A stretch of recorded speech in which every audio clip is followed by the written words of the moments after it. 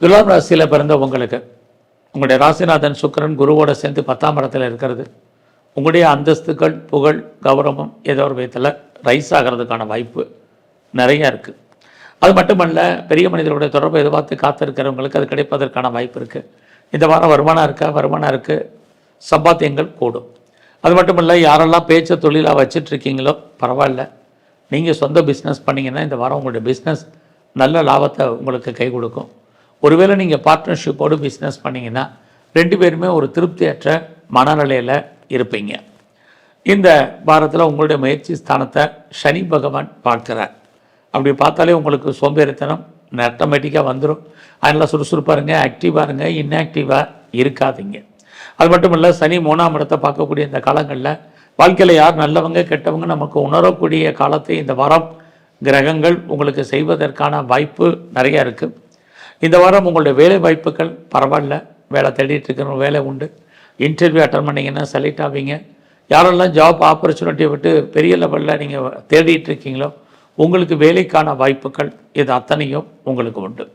யாருக்கெல்லாம் ரொம்ப நாளாக முன்னோருடைய சொத்துலேருந்து கிடைக்காமல் இருக்கிறவங்களுக்கு இந்த வாரம் எதிர்பாராத தன வரவு பொருள் வரவு இருக்குது. முன்னோருடைய சொத்து கிடைக்கும். அது மட்டுமல்ல, மனைவியின் மூலமாக தன வரவு, இது எல்லாமே பாசிபிலிட்டிஸாக இந்த வாரம் உண்டு. ஸோ இந்த வாரத்தில் உங்களுடைய 5ஆம் இடத்துல ராகு இருக்கார். கடந்த வாரம் மாதிரி இந்த வாரம் இருக்கிறது 5ஆம் இடம் நம்முடைய உணர்வுகளை தூண்டுவது. தேவையற்ற விஷயங்களில் தலையிடாதீங்க. குறிப்பாக யூக வணிகங்கள், ராகுனாலே யூக வணிகங்கள் தான், ஸ்பெக்குலேஷன் தான். அது ரேஸாக இருக்கட்டும், லாட்ரியாக இருக்கட்டும், ஆன்லைன் பிஸ்னஸாக இருக்கட்டும், ட்ரேடிங்காக இருக்கட்டும், மியூச்சுவல் ஃபண்டில் இன்வெஸ்ட்மெண்ட் பண்ணுறதா இருக்கட்டும், கிரிப்டோவில் பண்ணுறதாக இருக்கட்டும், கொஞ்சம் அடக்கி வாசிங்க. இது ரொம்ப முக்கியம். ஒரு பக்கம் விட்டதை பிடிக்கணுங்கிற எண்ணம், சிந்தனை, செயலாக்கம், சம்பாதிச்சிருங்கிற எண்ணம் இருந்தால் கூட கிரகங்கள் நமக்கு சப்போர்ட் பண்ணணும். ஒரு பக்கம் அதுக்கான வாய்ப்பு இருக்குது, இன்னொரு பக்கம் பூரா லாஸ் ஆகிறதுக்கான வாய்ப்பு இருக்குது. அதனால் இந்த வாரம் பொறுமை. ஸோ இந்த வாரத்தில் உங்களுடைய ஹையர் எஜுகேஷன் நல்லா இருக்குன்னு சொல்லலாம். உங்களுடைய வெளிநாட்டு தொடர்புகள் பரவாயில்ல.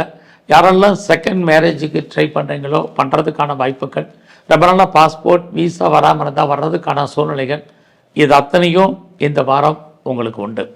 பட் அதே சமயத்தில் இந்த வாரம் உங்களுடைய உடல் ஆரோக்கியம், அம்மாவுடைய உடல் ஆரோக்கியம், குறிப்பாக அப்பாவுடைய உடல் ஆரோக்கியம், இது அத்தனையிலுமே கவனம்.